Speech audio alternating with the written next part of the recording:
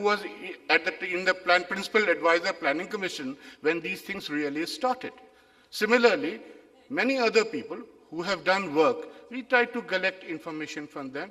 And the last issue, National E-Governance Conference in India is not the only national e-governance conference.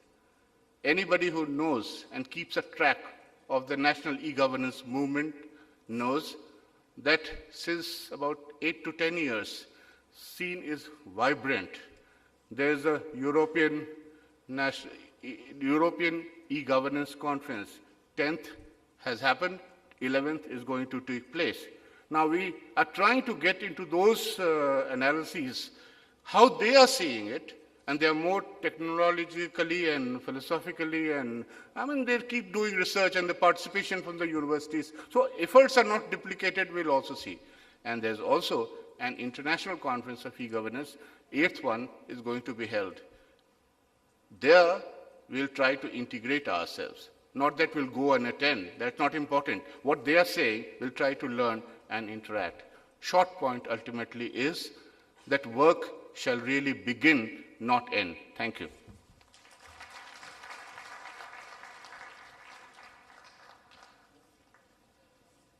Thank you very much, sir. And now, ladies, consultancy services, Mumbai. Congratulations.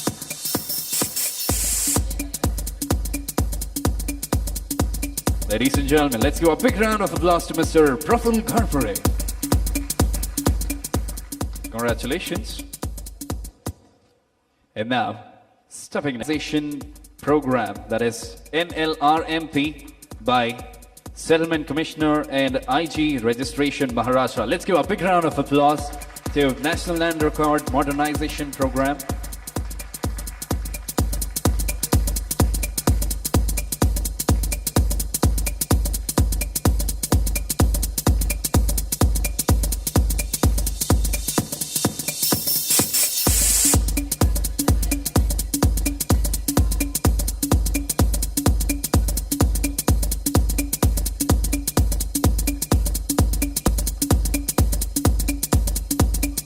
Congratulations. And now, the time for the best question.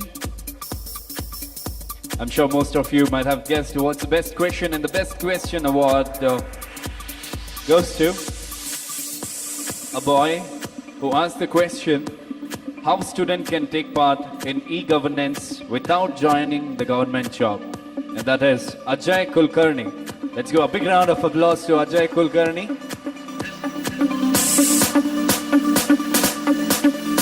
Congratulations, Ajay.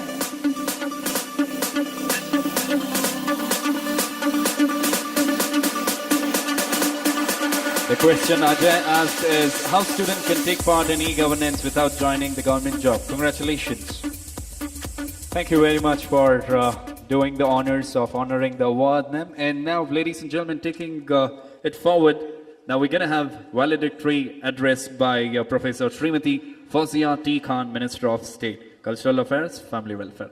Request you to give a valedictory address, ma'am. Guys, honorable guests, participants, ladies and gentlemen, a very good evening to everybody. I'm happy to be here at the valedictory session of the 14th National Conference on E-Governance. Hopefully, this conference has served its purpose. It's been a useful, enjoyable, and fulfilling conference. The 2 days in Aurangabad have been as expected. I hope everybody who has participated is satisfied by the arrangements made and was happy to be in this historical city of Aurangabad. There have been deliberations and some of us have also tried to sum up what has been discussed in this conference.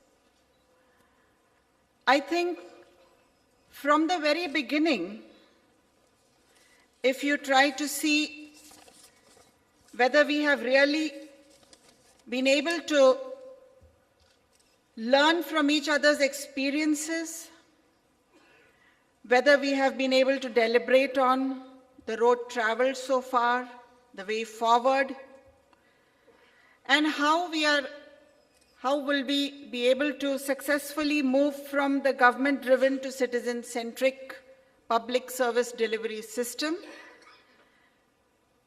I think this conference has brought out certain very, very important issues. During the discussions, it has been revealed that it is our government and its private partners' responsibility, first of all, to develop a well-authenticated, validated data bank through formation management system by each department. I think this is very important because once you have a complete data in place, like a reservoir, like a water tank, after that, this can flow down to the various facilities, through the facilities given for citizens, and the systems can be generated.